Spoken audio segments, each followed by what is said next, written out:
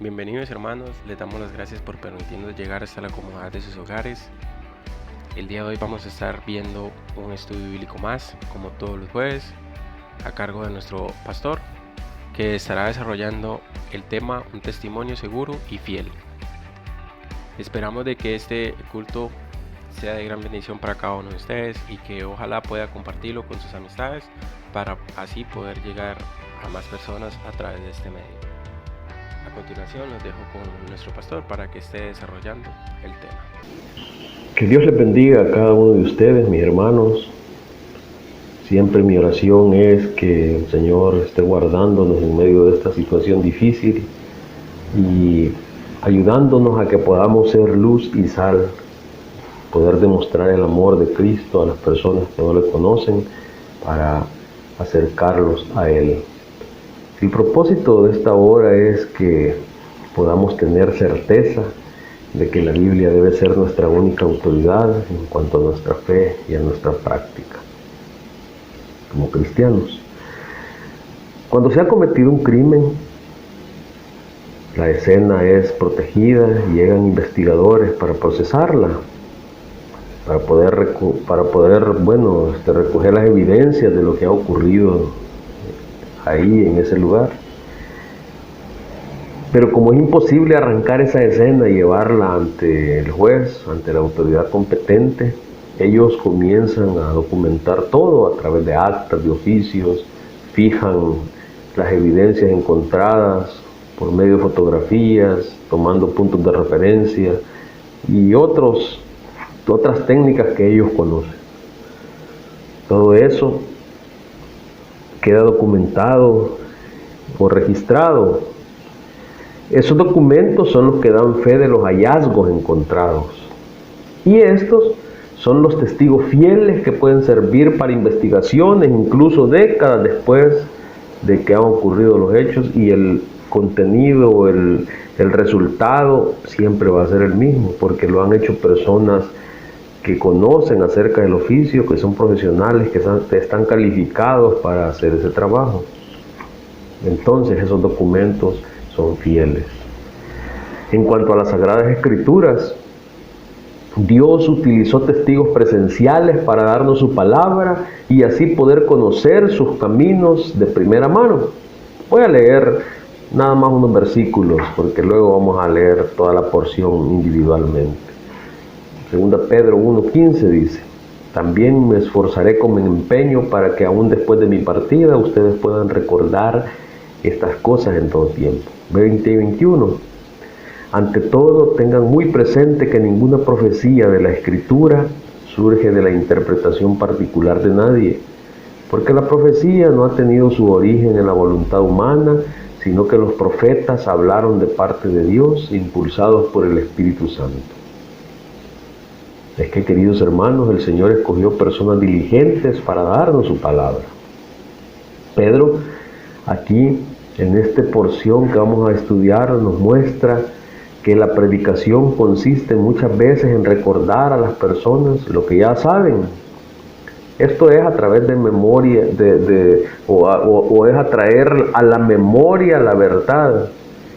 Probablemente se ha olvidado o muchas veces nos hemos resistido a ver esa verdad que está ahí, o el significado muchas veces no se ha apreciado debidamente. Entonces encontramos a Pedro muy diligentemente procurando que su testimonio quede para la posteridad, y es lo que acabamos de leer en el versículo 15. También yo procuraré con diligencia, dice la versión Reina Valera, que después de mi partida vosotros podáis en todo momento tener memoria de estas cosas. Pedro dice que tomará medidas para que cuando él falte, lo que él tiene que decirles se les mantendrá en la memoria. Esto bien puede ser una referencia a sus dos cartas, primera de Pedro y segunda de Pedro, pero también puede ser una referencia al Evangelio de Marcos. La tradición insiste en que contiene los materiales de la predicación de Pedro, el Evangelio de Marcos. Es más, Irineo dice que después de la muerte de Pedro y Pablo, Marcos, que había sido el discípulo e intérprete de Pedro, dejó por escrito las cosas que Pedro acostumbraba a predicar en su evangelio. Pedro tenía plena conciencia que su muerte estaba cerca, versículo 14, sabiendo que en breve debo abandonar el cuerpo como nuestro Señor Jesucristo me lo ha declarado. Pedro ve la muerte no como el fin, sino como el tomar las salidas a la tierra prometida de Dios, sabiendo que en breve debo abandonar el cuerpo. Como nuestro Señor Jesucristo ha declarado, recordemos que cuando el Señor estuvo con ellos, con los discípulos, después de la resurrección por 40 días, y de repente están allá junto a la playa, y en la conversación que tienen, el Señor le pregunta por 3 veces, ¿verdad? Pedro, ¿me amas? Y vea lo que dice el versículo 21-17 de Juan. Le dijo la tercera vez: Simón, hijo de Jonás, ¿me amas? Pedro se entristeció de que le dijera la tercera vez: ¿me amas? Y le respondió: Señor, tú lo sabes todo, tú sabes que te amo. Jesús le dijo: apacienta mis ovejas.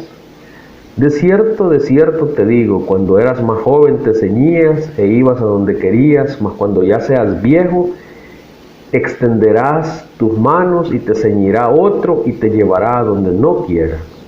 Esto dijo, dando a entender con qué muerte había de glorificar a Dios, y dicho esto, añadió: sígueme. Pedro estaba en este momento en Roma, probablemente prisionero, ya no podía tener libertad ambulatoria y él sabía que lo iban a asesinar. Por eso es que él manifiesta esto, y efectivamente fue asesinado en el año 68, fue asesinado crucificado. Y cuando él se dio cuenta que lo iban a asesinar de esa manera, él dijo: no, pónganme, sí, está bien, crucifíquenme, pero háganlo con la cabeza para abajo, porque no soy digno de morir como mi Señor. Pero bien, sus escritos nos permiten tener memoria de los hechos de los cuales él fue testigo. Y volvamos al versículo 12. El versículo 12 dice esto: por esto. Bueno, está aquí haciendo una relación de lo que estudiamos la semana pasada, recuerdan aquellas virtudes, porque el llamado de la vocación cristiana nos debe llevar a ser diligentes y a dar fruto, no a estar ociosos. Entonces, por eso que ya les escribió antes del versículo 1 al 11, yo no dejaré de recordaros siempre estas cosas, aunque vosotros las sepáis y estéis confirmados en la verdad presente. Él quiere recordarles. Pedro quiere traer a la memoria, hacer actual la verdad. Pedro está convencido de que los fieles saben lo que dicen, lo que él dice, pero sabe también que hay que repetírselas continuamente. La verdad debe ser repetida constantemente. El propósito era llevar a su pueblo a la verdad de Dios durante su vida y también tomar medidas para que no la olviden después de su muerte. Es impresionante ver cómo Pedro no escribió para él o para conservar su propio nombre, sino que para el nombre de Jesucristo. Versículo 13. Pues tengo por justo, en tanto que estoy en este cuerpo, el despertaros con amonestaciones. Los entrenadores experimentados de cualquier tipo de deporte, de cualquier tipo de disciplina deportiva, revisan constantemente los fundamentos del deporte con los integrantes de su equipo. Y los buenos deportistas pueden ejecutar lo fundamental constantemente bien. En nuestra vida espiritual no debemos pasar por alto los fundamentos de nuestra fe, mis queridos hermanos. Cuando nos dedicamos a un estudio más profundo de las verdades bíblicas, estamos nosotros necesitando también de revisar una vez más el fundamento. Así como un deportista necesita practicar siempre, nosotros también necesitamos recordar constantemente los fundamentos de nuestra fe y sobre todo cómo llegamos a creer por la fe. Mis hermanos, no nos cansemos ni impacientemos con los mensajes relacionados con los fundamentos de la vida cristiana. Más bien, Adoptemos la actitud del deportista que continúa la práctica y desarrolla lo fundamental, aunque esté dedicado también a aprender técnicas más avanzadas. El Señor escogió personas veraces para darnos su palabra también. Pedro llega al mensaje que había sido su principal propósito traerle a su pueblo, relativo al poder y a la venida de nuestro Señor Jesucristo. Como veremos con toda claridad en lo sucesivo, el gran propósito de esta carta era recordarles a los creyentes la seguridad de la segunda venida de Jesucristo. Los falsos maestros a los que Pedro ataca ya más adelante en el capítulo 2 y 3, principalmente en el capítulo 2, ya no creían en la segunda venida de Cristo. Es que ellos decían, no, se ha retrasado tanto que la gente ya no cree lo que Él prometió. Pero Él aclara que sus enseñanzas, las enseñanzas de la segunda venida de Cristo, tienen fundamento, ya que Él vio la majestad de Jesucristo. El apóstol Pedro fue testigo presencial de su gloria. Y vea lo que dice el versículo 16. Porque no os hemos dado a conocer el poder y la venida de nuestro Señor Jesucristo siguiendo fábulas artificiosas, sino como habiendo visto con nuestros propios ojos su majestad. El apóstol es un testigo presencial de su majestad. Pedro fue uno de los 3 discípulos que presenciaron la transfiguración de Cristo. Recuerdan, el Señor llama a Pedro, a Juan y a Santiago, y de repente descienden y están con él Moisés y Elías y conversan, y la gloria de Dios se manifestó, porque el Evangelio dice que los vestidos que el Señor tenía eran tan blancos que ningún lavador puede lavarlos o hacerlos como los tenía de blanco su vestido. Entonces ellos fueron testigos de la transfiguración de Jesús. Los apóstoles no son inventores de fábula. Él hace un contraste entre las enseñanzas y las fábulas engañosas de los falsos maestros. Habla como testigo ocular del poder y la gloria de Jesucristo. Sí, es cierto que ninguno de los apóstoles pudo ver la parucía de Cristo o la segunda venida de Cristo, pero por un momento, como ya lo dijimos, Dios les mostró lo que sucedería en el futuro. La aparición de Cristo con poder y gloria, la confianza de Pedro en cuanto a su propio futuro y a su motivo para alentar al crecimiento espiritual de los lectores, se basan en su experiencia personal del poder y la presencia del Señor Jesús, y no en historias soñadas por la sabiduría humana. Por eso es que Él las compara con fábulas. Él es un testigo ocular. Él vio a Jesucristo transformado, transfigurado, y luego lo vio resucitado. Y fue testigo de sus palabras: vendré otra vez. Su testimonio no solamente se basa en lo que vio, sino que también en lo que oyó, y como ya dijimos, estaba junto a los otros 2 apóstoles. Versículo 17. Pues cuando él recibió de Dios, cuando él recibió de Dios Padre honra y gloria, le fue enviada desde la magnífica gloria una voz que decía: este es mi Hijo amado, en el cual tengo complacencia.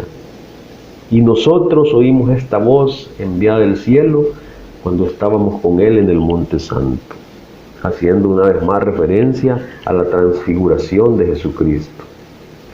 Pedro usa esta historia de la transfiguración no como un adelanto de la resurrección de Jesús, como se suele considerar, sino como un adelanto de la gloria triunfal de la segunda venida de Cristo.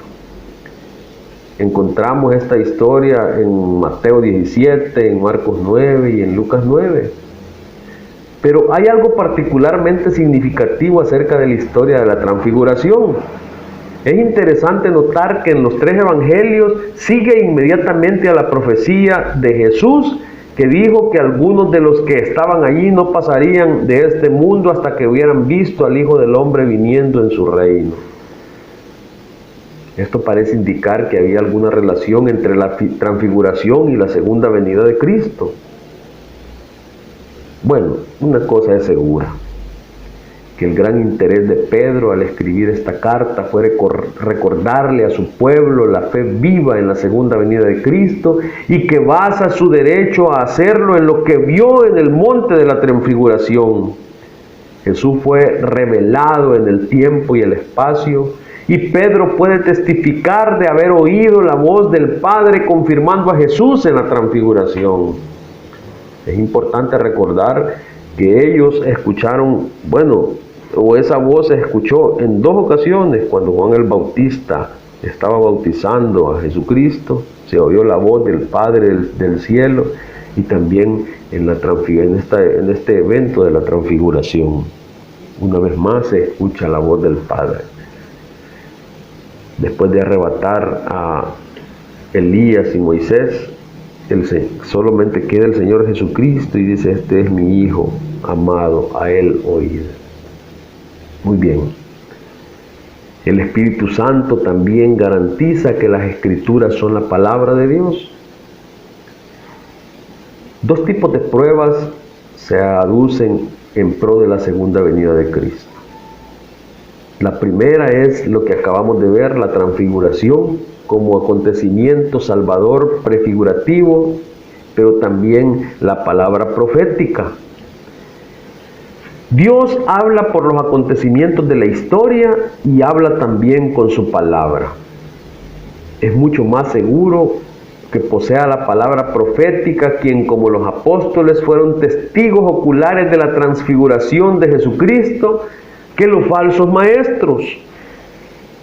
La tradición de los testigos oculares apostólicos tiene más motivos de autenticidad que la opinión de un falso maestro que no fue testigo ocular. Solo a la luz de la redención llevada a cabo por Cristo se puede interpretar rectamente la escritura del Antiguo Testamento. La palabra profética necesita una interpretación competente para que nos conduzca al error. Si no se hace una interpretación competente, lo más probable es que el resultado va a ser un error doctrinal. Las Escrituras entonces nos sirven para alumbrar nuestro camino a Cristo, y es lo que dice el versículo 19. Tenemos también la palabra profética más segura, a la cual hacéis bien en estar atentos como a una antorcha que alumbra en lugar oscuro, hasta que el día esclarezca y el lucero de la mañana salga en vuestros corazones. Me gustó mucho cómo la Nueva Traducción Viviente describe este pasaje y dice: debido a esa experiencia, ahora confiamos aún más en el mensaje que proclamaron los profetas. Está hablando de la experiencia de la transfiguración.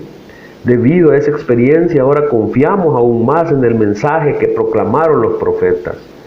Ustedes deben prestar mucha atención a lo que ellos escribieron, porque sus palabras son como una lámpara que brilla en un lugar oscuro hasta que el día amanezca y Cristo, la estrella de la mañana, brille en el corazón de ustedes. Hace referencia entonces a la palabra profética, una referencia a las escrituras del Antiguo Testamento, que son el fundamento de la confianza de Pedro en cuanto a la venida de Cristo y en cuanto a su presencia en el creyente. Pero también hace referencia a que las escrituras no pueden interpretarse privadamente. Versículo 20. Entendiendo primero esto, que ninguna profecía de la escritura es de interpretación privada. Ninguna profecía de la escritura es de interpretación privada, de interpretación particular. Así como la escritura del Antiguo Testamento fueron dadas por el Espíritu Santo, también su interpretación debe ser dirigida por el Espíritu Santo. Nadie puede decir: yo soy muy inteligente y es inteligencia, o soy muy académico, he estudiado mucho, entonces gracias a eso yo puedo entender las escrituras. No es así. El Espíritu Santo es el único que puede aclarar nuestros pensamientos para poder interpretar adecuadamente su palabra. Y ya vamos a ver por qué. Pedro dice, lo que vimos en el monte de la transfiguración hace aún más seguro que lo que se anuncia en los profetas acerca de la segunda venida tiene que ser verdad. El sentido es que la gloria de Jesús en la cima de la montaña y la visión de los profetas se combinan para certificar que la segunda venida es una realidad viviente que la humanidad debe esperar y para la cual se deben preparar. Entonces, aquí viene la parte de lo que hablábamos acerca de la interpretación. No se puede interpretar privadamente. ¿Por qué? Porque esa palabra no ha sido traída por voluntad humana, lo que dice la primera parte del versículo 21. Porque nunca la profecía fue traída por voluntad humana. Pedro se enfrenta con los falsos maestros, falsos pastores, falsos apóstoles, y los malvados estaban interpretando en sus propios intereses a los profetas, igual que ocurre hoy en día con esos telepredicadores. Interpretan la palabra de Dios a su antojo. Pedro está diciendo, nadie puede ir a la Escritura e interpretarla como le convenga.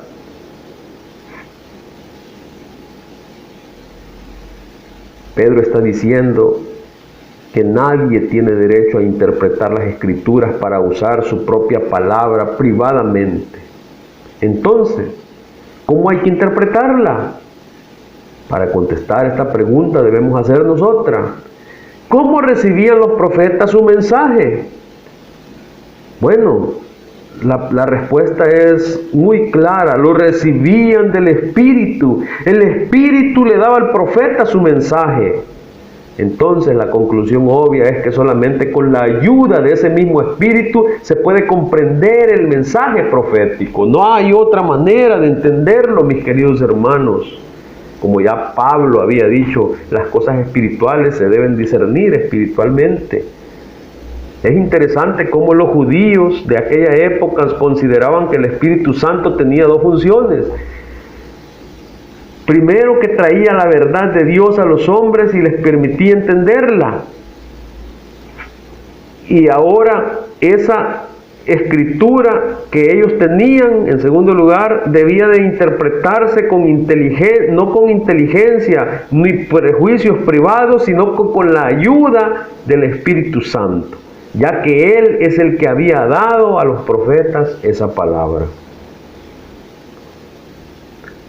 Y es lo que dice el versículo 21, sino que los santos hombres de Dios hablaron siendo inspirados por el Espíritu Santo. Inspirados por el Espíritu Santo.